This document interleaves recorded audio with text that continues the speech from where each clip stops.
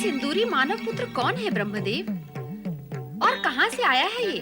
देवी, मैं परमपिता ब्रह्मा जी के जुमाही से उत्पन्न सिंदूरी हूँ। मैं इनके पुत्र का समान हूँ। इन्हें देखते ही मेरे मन में अनेक प्रकार की महत्वाकांक्षाएं जागृत होने लगती हैं। कैसी महत्वाकांक्षाएं सिंदूरी मानव? आपका पुत्र होने के नाते मुझे त्रिलोक में सर्वोच्च शक्ति प्राप्त होनी चाहिए। मुझे सर्वोच्च शक्ति का वरदान दे परमपिता। सर्वोच्च शक्ति पाकर तुम क्या कार्य करोगे पुत्र? इस शक्ति को पाकर मैं जगत का कल्याण करूंगा माता। ब्रह्मदेव को कहीं भी जाने की आवश्यकता नहीं पड़ेगी। इनकी आज्ञा पाते ही मैं वो सब कुछ करूंगा जो ब्रह्मदेव चाहते हैं। तुमने हमें प्रसन्न किया है पुत्र सिंदूरी। हम तुम्हें वरदान देते हैं पुत्र कि तुम में तीनों लोकों को वश में करने की अद्भुत सामर्थ्य एवं क्षमता होगी। तुम्हें देव, दानव, मानव, यक्ष, किन्नर किसी से भी किसी भी प्रकार का भय नहीं होगा। तुम इस जगत में सदा निर्भय एवं स्वतंत्र होकर विचरण कर सकोगे। किंतु परमपिता, मैं अपने सर्वोच्च शक्ति का परिचय कैसे प्राप्त करूंगा? तुम जिस किसी को भी अपनी भुजाओं में जकड़ लोगे, उसके शरीर के सैकड़ों खंड हो जाएंगे। वो जीवित नहीं बचेगा। मैं आपका अद्भुत वरदान प्राप्त करके धन्य हो गया परमपिता।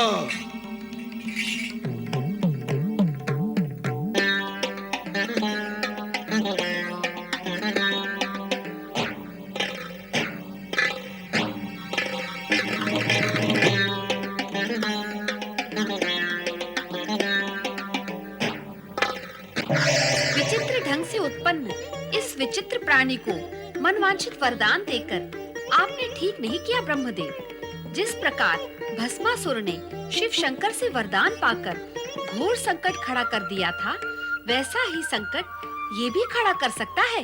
चिंता न करो देवी, कारण कि हमारा योग निद्रा से तंद्रा में लीन होना, शिव के दर्शन करते समय जमुहाई आना, फिर इससे सिंदूरी का उत्पन्न होना और अनायास ही हमारा वरदान देना, ये सब यही संकेत करते हैं कि होनी को टाला नहीं जा सकता। जो होना है वो होकर ही रहता है। इसलिए हमसे उत्पन्न सिंदूरी के लिए चिंता नहीं, शुभ कामना प्रकट करो।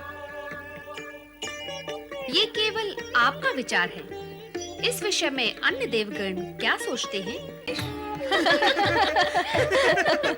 पुत्र गणेश। माता, माता,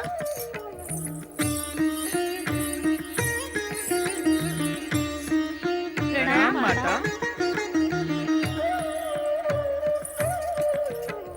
माता, आपने अचानक यहाँ प्रकट होकर हमारा मन आनंद से भर दिया है।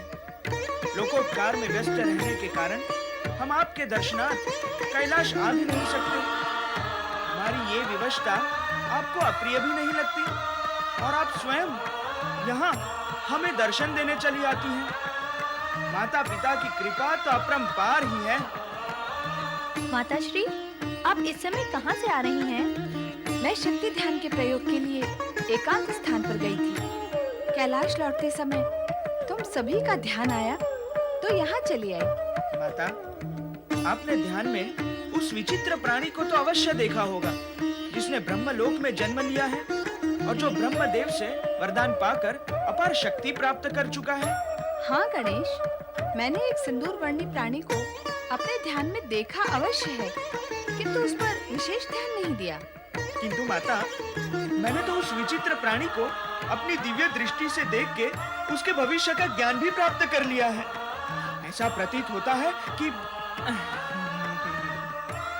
आप तो मेरी माता हैं, शक्ति स्वरूपा है। निश्चित ही मुझसे अधिक ज्ञान है आपको। आपके सम्मुख अधिक ज्ञानी होने की दृष्टता मुझे नहीं करनी चाहिए। उसकी चिंता न करो पुत्र, जिसने उसे उत्पन्न किया है वे स्वयं भी उसकी चिंता कर लेंगी।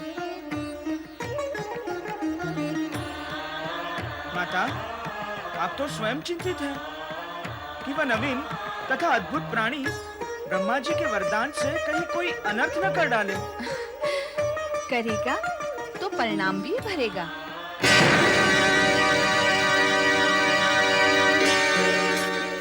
मित्र नारद, ब्रह्मलोक जाकर भी मेरी इच्छा पूर्ण नहीं हुई। मैं परम पिता का आशीर्वाद प्राप्त नहीं कर सका। अरे, आशीर्वाद न मिला तो क्या? तुम ब्रह्मलोक में प्रवेश करने के अधिकारी हो गए हो और भगवान भोलेनाथ ने परमपिता ब्रह्मा जी को जागृत भी कर दिया है। ऐसे में तुम परमपिता ब्रह्मा जी के पास जाकर कभी भी आशीर्वाद प्राप्त कर लेना। अरे, ये विचित्र प्राणी कौन है? मैं ब्रह्मा जी का पुत्र सिंदूरी हूँ। उन्होंने मुझे सर्वोच्च शक्ति का वरदान दिया है। मैं महाबाहुबली हूँ। हमने तो तुम्हें कभी ब्रह्मलोक में देखा ही नहीं। ब्रह्मलोक और ब्रह्मदेव को नहीं देखा होगा तो मुझे कहां से देखोगे? अर्थात तुम्हारी उत्पत्ति परमपिता ब्रह्मा जी के जागने के पश्चात हुई है। अर्थ को समझने का प्रयत्न करने वाला बुद्धिमान होता है और मुझे तुम बुद्धिमान लगते हो, कारण कि तुमने सत्य कहा। मैं सिंदूरी हूँ, सिंदूरी। ये देवर्षि नारद हैं, ब्रह्मा जी के मानस पुत्र।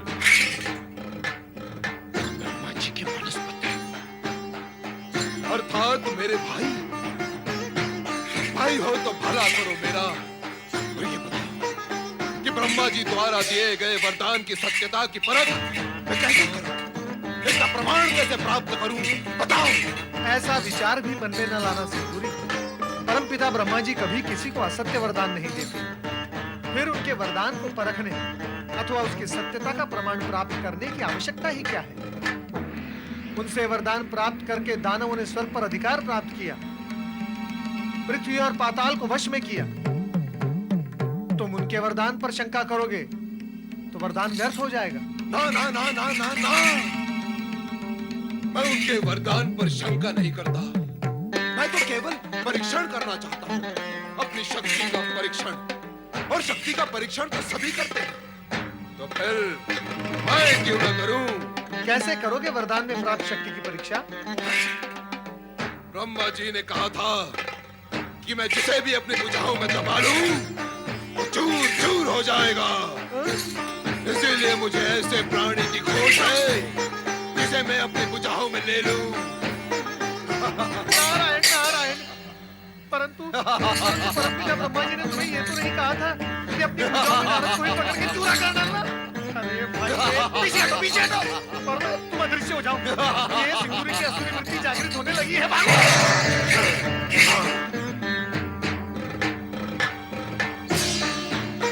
अब ब्रह्मदेव के पास ही चलना उचित होगा। उन पर शक्ति परीक्षण कर भी लूंगा, उनका कुछ भी अहित नहीं होगा। चलो सिंदूरी, ब्रह्मलोक चले। अनर्थ। क्या हुआ ब्रह्मदेव? जो हुआ है अनर्थ ही हुआ है। सिंदूरी के मन में अचानक आसुरी वृत्ति जाग उठी है और वो शक्ति परीक्षण का विचार करता हुआ इसी ओर चला आ रहा है। हमें आश्चर्य है कि हमारी जम्हाई से उत्पन्न सिंदूरी के मन में आसुरी वृत्ति कैसे जाग गई। मैंने तो आपको पहले ही सावधान किया था, किंतु आप मेरी सुनते ही कहाँ हैं? सिंदूरी अब सिंदूरासुर बन चुका है। उसे ब्रह्मलोक में प्रवेश करने से तुरंत रोके। अब उसे रोकना हमारे वश में भी नहीं रहा देवी। उसने हमसे सर्वोच्च शक्ति का वरदान प्राप्त कर लिया है। अब उसमें हमसे भी अधिक बल है। ब्रह्मदेव, मुझे अपने भुजाओं के शक्ति परीक्षण का अवसर दे। आप तो सृष्टि के जनक हैं। मेरी भुजाओं में घुसकर भी पुनर्जीवित हो जाएंगे, चूर होकर भी फिर से चूर हो जाएंगे। ब्रह्मदेव तुरंत अदृश्य होकर बैकुंठ पहुंचे।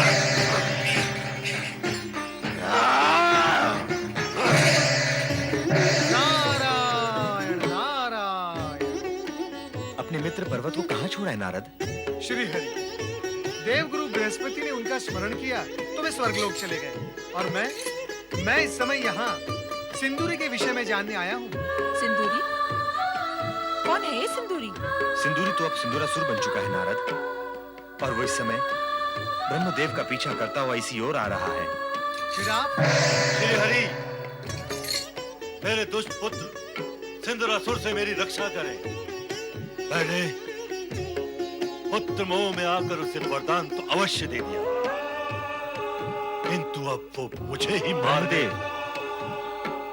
हम जानते हैं ब्रह्मदेव, परंतु अब वो दुष्ट असुर आपको हानि नहीं पहुंचाएगा। उत्तम तो यही होगा कि हम सब यहाँ से अदृश्य होकर भगवान भोलेनाथ की शरण में कैलाश पर चले। सिंदूरासुर की शक्ति वहां चल नहीं पाएगी। परमपिता कहाँ है आप? अब प्रकट हो। मैं आपको विश्वास दिलाता हूँ कि मैं आप पर बल प्रयोग नहीं करूंगा। परमपिता, परमपिता, परमपिता, परमपिता। रक्षा करें, रक्षा करें। हर हर महादेव, हर हर महादेव, रक्षा करें। हर हर महादेव। रक्षा करे भोलेनाथ।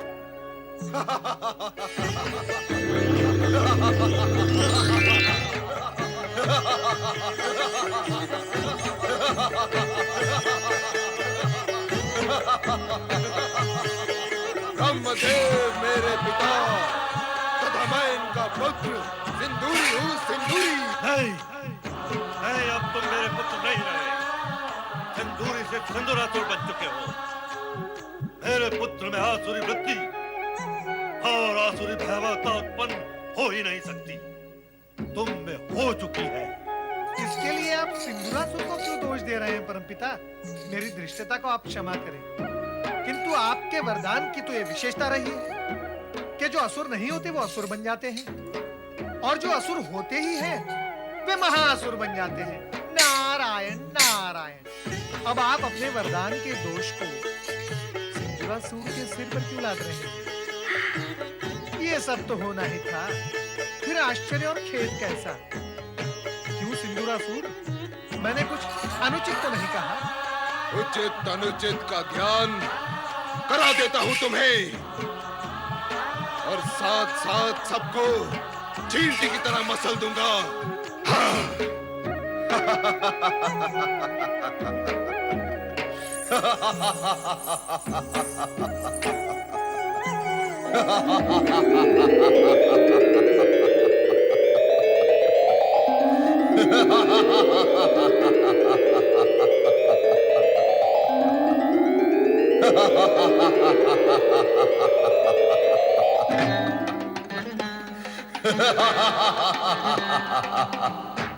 मैं सिंदूरासुर हूँ।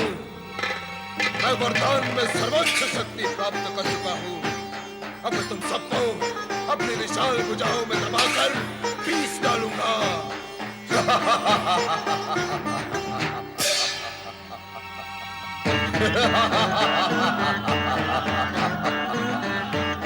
ब्रह्मा जी के वरदान की शक्ति को कोई भी चुनौती नहीं दे सकता। मैं आज अपनी बलशाली भुजाओं से तुम सभी को चूर चूर कर दूंगा। नारायण नारायण। हम सबको चूर चूर करने से पहले दूर दूर का ये सत्य तनिक पास पास से देख लो सिंदूरासुर। क्या कहा तुमने? मैंने कहा तुम तो जगत के सर्वाधिक भाग्यशाली असुर हो, जो तुम त्रिदेवों को एक साथ अपने हृदय से लगा रहे हो। तुम्हारा कल्याण तो नारायण नारायण अवश्य ही होगा। ले मूर्ख, हमने अपने जिस तीसरे नेत्र से कामदेव को भस्म किया था, हम उसी से तुझे भी भस्म कर देंगे। हटा ले अपनी भुजाओं को। आप ऐसा नहीं कर सकते महादेव, क्योंकि मैं अपनी भुजाओं को इसी प्रकार आप सबके चारों ओर बांध कर रखूंगा। यदि आप मुझे भस्म करेंगे तो मेरे साथ साथ आप सभी भस्म हो जाएंगे महादेव।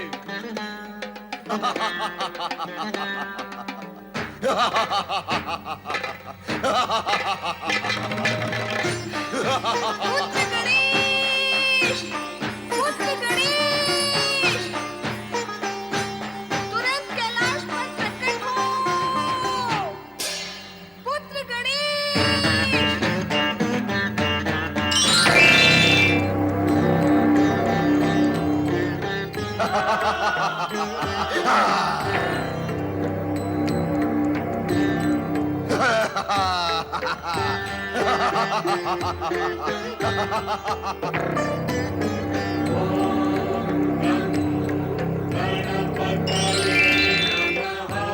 नमः शिवाय। पुत्र गणेश, हमें इस दुष्ट के भुजापाश से मुक्त करो। माता, मैंने तो आपसे कहा था कि ब्रह्मा जी की जंभाई से उत्पन्न ये दुष्ट कोई न कोई उत्पात अवश्य करेगा, परंतु आपने मेरी बात पर ध्यान नहीं दिया। सिंदूरासुर, बता, तू मरना चाहता है अथवा जीवित रहना चाहता है? हे विचित्र प्राणी, मुझे मारने वाला इस संसार में कोई उत्पन्न ही नहीं हुआ। हे भारी मस्तक और भारी शरीर वाले अद्भुत प्राणी, तुम भी मेरा कुछ अहित नहीं कर सकते। नमः शिवाय।